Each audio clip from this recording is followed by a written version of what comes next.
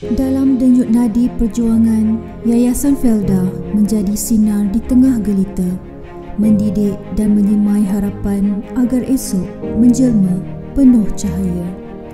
Yayasan Felda sejak penubuhannya sentiasa menjadi tunjang kepada perubahan, dari pendidikan ke kebajikan, dari impian ke kejayaan. Ilmu adalah cahaya menerangi perjalanan anak bangsa. Kolej Yayasan Felda, medan perjuangan intelektual, melahirkan generasi berwawasan. Maka dalam usaha ini, pendidikan menjadi cahaya yang menerangi jalan. Kolej Yayasan Felda sebuah pusat ilmu dan kebijaksanaan, mencipta peluang untuk mereka yang berani mengejar mimpi, membuka pintu kepada dunia yang tidak terjangkau sebelum ini. Di sini, pelajar tidak sekadar menimba ilmu, tetapi juga menempa diri, menajamkan minda dan membentuk hati yang tegar. Kolej ini bagaikan pelita yang menyuluh jalan, memberi harapan kepada mereka yang dahulu hanya melihat langit tinggi sebagai impian yang jauh. Dalam perik jerih menahan derita, ada tangan yang menyambut penuh kasih. Pusat Hemodialisis Felda bukan sekadar tempat rawatan, tetapi rumah harapan bagi mereka yang berjuang.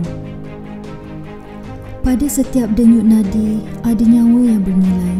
Di sini, kehidupan yang rapuh kembali bertenaga kerana kepedulian tidak pernah surut.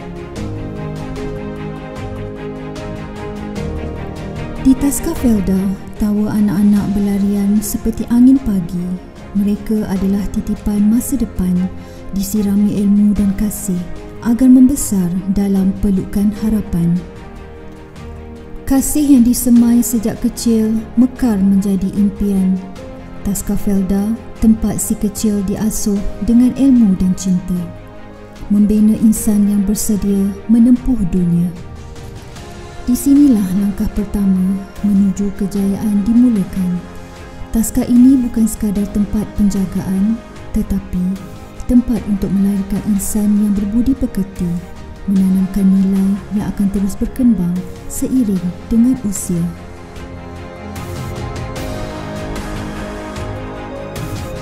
Perjuangan ini bukan sekadar impian, ia adalah kenyataan yang kita bina bersama.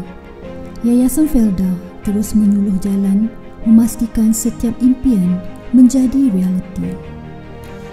Yayasan Felda menyemai harapan, menyuluh kejayaan, sebuah janji, sebuah amanah untuk hari ini dan selamanya. Masa depan terus menanti dan Yayasan Felda tetap teguh berdiri, memastikan bahawa harapan tidak sekadar menjadi mimpi, tetapi menjadi kenyataan yang nyata.